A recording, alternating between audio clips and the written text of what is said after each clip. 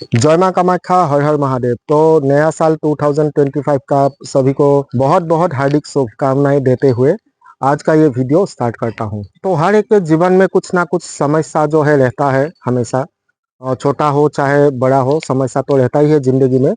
तो देखिए, समस्या होने से कुछ उपाय करना पड़ता है। जैसे बीमार होने से दवा खाना पड़ता है, उसी हिसाब से उपाय करने से कुछ समस्या का समाधान होता है। लेकिन ऐसा पॉसिबल नहीं होता है कभी कभार कि आप तुरंत कुछ उपाय कर सको। लेकिन उसके लिए कुछ टोटका होता है, मैं टोटका ही बोलूंगा। और वो टोटकाएं करने से जीवन में जो समस्या होता है बहुत हद तक कम होता जाता है। लेकिन इसमें भी एक बात है, क्योंकि देखिए हर एक इंडिविजुअल्स का अलग अलग समस्या होता है, और उसके हिसाब से ही हर एक इंडिविजुअल्स के लिए अलग अलग रेमेडीज बनता है। तो आज मैं ऐसा ही नया साल में आप लोगों को एक टोटका जो है शेयर करूंगा। टोटका छोटा है लेकिन बहुत ही असरदार है। लेकिन इसके साथ ही मैं एक बात बोलना चाहूंगा कि ये जो टोटका है, किसी को चाहे फल मिले या ना मिले, वैसे तो ना मिलने का सवाल ही पैदा नहीं होता, क्योंकि ये माँ काली जी का एक बहुत ही असरदार टोटका है। लेकिन किसी का हानि बिल्कुल भी नहीं पहुंचाएगा।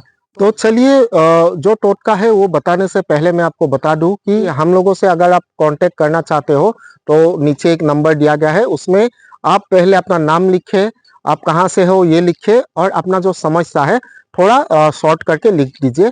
और इस नंबर पे कॉल मत कीजिए, हम लोग आपको बाद में जो कॉलिंग नंबर है वो दे देंगे। और ये जो हम लोगों का कंसल्टेशन है, ये पेड कंसल्टेशन है, यानी निःशुल्क नहीं है।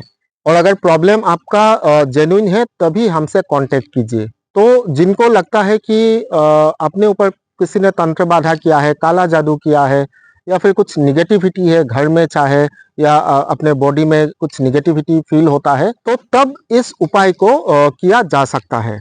तो चलिए अभी बताता हूँ कि ये टोटका क्या है। ये टोटका बहुत ही सिंपल सा टोटका है जो आप अपने घर में आसानी से कर सकते हो। तो सबसे पहले अपने पूजा स्थान में एक दिया जलाना है, और दिया जलाना होगा घी से। घी लीजिए और उसमें सफेद बाती देके दिया प्रज्वलित करें। और दिया किस टाइम जलाना होगा? जो शुभ काल होता है, मतलब राहु काल में ये काम करना नहीं चाहिए। शुभ काल पंचांग देख के निकाल लीजिएगा। तो दिया जलाने के बाद माँ काली को अपने मन से ध्यान करके प्रार्थना कीजिए। और उसके बाद क्या करना है, जो दिया जल रहा है उसी दिया में से आपको काजल जो है बनाना है। और काजल कैसे बनाना है ये तो मैक्सिमम लोगों को पता ही है, तो फिर भी मैं बता देता हूँ काजल कैसे बनाना है। तो क्या करना है, एक कटोरा छोटा सा, उसमें घी लगा लीजिए। और मान लीजिए एक कटोरा है और इसमें घी ऐसे लगा के जो दिया प्रज्वलित हो रहा है उसके ऊपर ऐसे, जो दिया का जो लो होता है उसके ऊपर ऐसे रख दीजिए। और कुछ देर बाद देखिएगा कि काजल बनना जो है शुरू हो गया है। तो उसके बाद मतलब काजल बना लेने के बाद क्या करना है, भोजपत्र लीजिए और भोजपत्र में माँ काली जी का जो बीज मंत्र है, क्रीम या क्लीम, और माँ काली का ये जो बीज मंत्र है क्लीम या क्रीम, उसको भोजपत्र में अंकन करना है, यानी कि लिखना है एक बार। बीच में लिखिएगा। और किससे लिखना होगा? जो अनार का कलम होता है। तो ये लिख लिया आपने। ये लिखने के बाद एक ताबीज में उसको डाल लीजिए मोड़ के।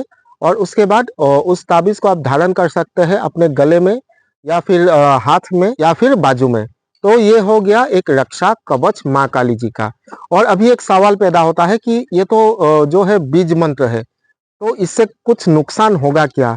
इससे बिल्कुल भी नुकसान नहीं होगा, क्योंकि देखिए बीज मंत्र अगर आप जप करते हो बिना गुरु के, बिना गुरु दीक्षा के, तब प्रॉब्लम हो सकता है, यानी कि कुछ समस्याएं आ सकता है।